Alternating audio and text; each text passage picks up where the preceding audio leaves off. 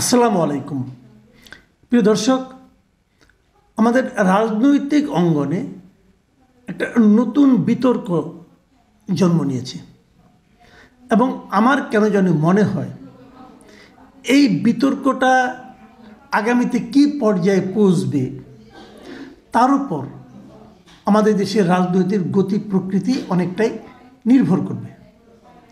এর শুরুটা হয়েছে বিএনপির মহাসচিব মিস্টার মির্জা ফখরুল ইসলাম আলমগীরের দুটো কথার উপর ভিত্তি করে। উনি বিবিসিকে একটা ইন্টারভিউ দিয়েছেন। সেই ইন্টারভিউতে উনি কী বলেছেন আমি আপনাদের ইন্টারভিউর প্রশ্নগুলো একটু পড়ে শুনে আপনারা নিজেরাও একটু উপলব্ধি করতে পারবেন। তাকে প্রশ্ন করা হয়েছিল যে এই সরকারের মেয়াদ নিয়ে অনেক কথা হয়েছে এবং নির্বাচন পর্যন্ত তো এই সরকারের মেয়াদ থাকবে, এটাই সবার ধারণা। এই হলো বিবিসির প্রশ্ন। মানে বিবিসি জানতে চেয়েছে যে নির্বাচন হওয়ার আগ পর্যন্ত এই সরকার থাকবে, এটাই সবার ধারণা। তার মানে এই সরকারের অধীনে একটা নির্বাচন হবে, এটাই বিবিসি বলতে চেয়েছে। এর উত্তরে মির্জা ফখরুল যে কথাটা বলেছেন, কথাটা খুবই সিগনিফিক্যান্ট। তিনি বলেছেন যদি সরকার পূর্ণ নিরপেক্ষতা পালন করে তাহলেই তারা নির্বাচন কন্ডাক্ট করা পর্যন্ত থাকবে, তা না হলে তো নিরপেক্ষ সরকারের প্রয়োজন হবে। কথাটা খেয়াল করেন। তার মানে উনি বলতে চাচ্ছেন যদি এই সরকার পূর্ণ নিরপেক্ষতা পালন করতে না পারে তাহলে নির্বাচন কন্ডাক্ট করা পর্যন্ত এই সরকার থাকতে পারবে না। মানে তখন নির্বাচন করার জন্য নতুন একটা সরকারের দরকার পড়বে। তাহলে এখন প্রশ্ন হচ্ছে যে কেন এই সরকার পূর্ণ নিরপেক্ষতা পালন করতে পারবে না, এ কথাটা তার কেন মনে হলো? হ্যাঁ, উনি সেটারও অন্য একটা প্রশ্নের জবাবে উনি এই কথাটা কিন্তু বলেছেন। তিনি বলেছেন নিরপেক্ষতার প্রশ্ন আসতে পারে, কেননা এখানে আমরা জিনিসটা লক্ষ্য করছি যে ছাত্ররা একটা রাজনৈতিক দল তৈরি করার কথা চিন্তা করছেন। সেখানে যদি ছাত্রদের প্রতিনিধি এই সরকারে থাকে তাহলে তো নিরপেক্ষ থাকতে পারবে না, ওইটা হচ্ছে সম্ভাব্য কথা। কিন্তু যদি তারা মনে করে যে সরকারের থেকেই তারা নির্বাচন করবে তাহলে তো রাজনৈতিক দলগুলো মেনে নেবে না। কথাটা কিন্তু একদম পরিষ্কার। মির্জা ফখরুল যে কথাটা বলতে চেয়েছেন সেটা হলো যদি ছাত্ররা একটা রাজনৈতিক দল করে এবং একই সঙ্গে যদি ছাত্ররা সরকারেরও পার্ট হয়, অলরেডি তো আছে 3 জন তো ছাত্র প্রতিনিধি সরকারের অংশ, তাই যদি হয় তাহলে তো সেটা নিরপেক্ষ থাকলো না। আপনারা মাথায় রাখুন তত্ত্বাবধায়ক সরকারের মূল কনসেপ্টটা কি। তত্ত্বাবধায়ক সরকারের মূল কনসেপ্টটা হলো যে নির্বাচন অনুষ্ঠিত হবে এমন একটা সরকারের অধীনে, মানে নির্বাচনের সময় এমন একটা সরকার দায়িত্ব পালন করবেন যারা প্রত্যক্ষ অথবা পরোক্ষভাবে এই নির্বাচনের অংশ হবেন না। মানে তাদের কোনো প্রার্থী নির্বাচনে থাকবে না অথবা কোনো প্রার্থীর পক্ষে তারা কোনো ধরনের ভূমিকা পালন করবেন না। এই হলো তত্ত্বাবধায়ক সরকারের মূল কনসেপ্ট। এখন যদি এই সরকারে যারা আছেন, যেমন যে 3 জন ছাত্র প্রতিনিধি আছেন, তাদের মধ্যে কেউ একজনকে দেখলাম উনি বলেছেন যে উনি আর বৈষম্যবিরোধী ছাত্র আন্দোলনের সঙ্গে নেই, এটা বলেছেন উনি। কিন্তু ওনার আচার আচরণ কি তা প্রমাণ করছে না। ওনাদের আচার আচরণে মনে হচ্ছে যে বৈষম্যবিরোধী ছাত্র আন্দোলন বলেন, জাতীয় নাগরিক কমিটি বলেন, এদের কর্মকাণ্ডের সঙ্গে তারা সরাসরি জড়িত। তারা ফেসবুকে সোশ্যাল মিডিয়ার মাধ্যমে তারা কিন্তু এগুলো এদের পক্ষে কথা বলছেন। এবং তারও যে বড় কথা, তাদের যে এলাকা আছে বাংলাদেশে বিভিন্ন এলাকায়, যারা যেখানে এলাকায় থাকেন, যার যেখানে বাড়ি, সেখানে যদি আপনারা ওখানকার লোকজনকে জিজ্ঞাসা করেন আপনারা জানতে পারবেন সে এলাকায় কিন্তু তাদের নির্বাচনে অংশ নেওয়ার জন্য এক ধরনের প্রস্তুতি ওখানকার মানুষ দেখতে পাচ্ছে। তাহলে তারা কিভাবে নিরপেক্ষ থাকবেন? তাহলে এই সরকারের উপর নির্বাচনের দায়িত্বটা কিভাবে দেওয়া হবে? এই যে কথাগুলো, এই যে সমস্যাগুলো, এই প্রশ্নগুলো কিন্তু, এই সন্দেহগুলো কিন্তু মির্জা ফখরুল ইসলাম আলমগীরের কথা স্পষ্ট হয়ে গেছে। এবং সেই বিবেচনায় মির্জা ফখরুল ইসলাম আলমগীরের কথাগুলিকে আপনি কিন্তু উড়িয়ে দিতে পারেন না।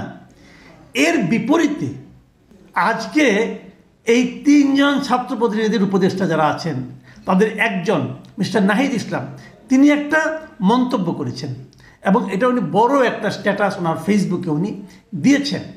এবং এটা উনি যে কথাটা বলেছেন, উনি একটা মারাত্মক অভিযোগ করেছেন বিএনপির ব্যাপারে। উনি বলার চেষ্টা করেছেন যে বিএনপি মহাসচিবের নিরপেক্ষ সরকারের দাবি আরেকটি ১/১১ গঠনের ইঙ্গিত। মানে বিএনপির মহাসচিব নিরপেক্ষ সরকারের কথা বলেছেন, এটা নাকি আরও একটা ১/১১ গঠনের ইঙ্গিত, এটা নাহিদ ইসলাম অভিযোগ করেছেন। আমি নাহিদ ইসলামের কথাগুলো আপনাদেরকে পড়ে শোনাতে চাই এবং একটু ব্যাখ্যাও করতে চাই। নাহিদ ইসলাম লিখেছেন যে আমরা চেয়েছিলাম ফ্যাসিবাদ বিরোধী রাজনৈতিক দলগুলো ও নাগরিক সমাজের সমন্বয়ে একটা জাতীয় সরকার। জাতীয় সরকার হলে ছাত্রদের হয়তো সরকারে আসার প্রয়োজন হতো না। জাতীয় সরকার অনেক দিন স্থায়ী হবে এই বিবেচনায় বিএনপি জাতীয় সরকারে রাজি হয়নি, কিন্তু অভ্যুত্থানের পরেই দেশে জাতীয় সরকারের প্রয়োজনীয়তা সবচেয়ে বেশি ছিল, অথচ বিএনপি জাতীয় সরকারের কথা বলছে সামনের নির্বাচনের পরে। বুঝুন, মানে উনি বলতে চাচ্ছেন যে অভ্যুত্থানের পরে অগাস্ট মাসে একটা জাতীয় সরকার দরকার ছিল এবং তার প্রস্তাব তারা দিয়েছিল, মানে ছাত্ররা দিয়েছিল, বিএনপি রাজি হয়নি এবং বিএনপি বলছে আমরা বরং নির্বাচনের পরেই হব। যদি এটা বিএনপি করে থাকে, বিএনপি মন্দটা কি করেছে? যদি একটা জাতীয় সরকার হতো, সেই সরকারটা কি নির্বাচিত সরকার হতো? হতো না তো। বিএনপি যদি নির্বাচিত সরকারের পর, নির্বাচনের পর জাতীয় সরকার গঠন করতে চায়, তাদের সমস্যাটা কোথায় আমি কিন্তু বুঝি না। কিন্তু নাহিদ ইসলাম এখানে একটা সমস্যা দেখছেন, যে কারণে নাহিদ ইসলাম পরে আবার কি বলেছেন শুনুন, আরও ওনার কথা শুনুন।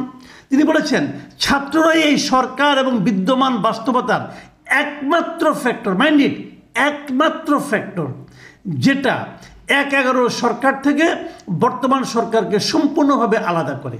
মানে ক্যারেক্টারের দিক দিয়ে এই সরকারটা যে ১/১১ সরকারের মতো নয়, সেক্ষেত্রে পার্থক্যটা একমাত্র তৈরি করেছে এই ছাত্ররা, এটা ওনার দাবি।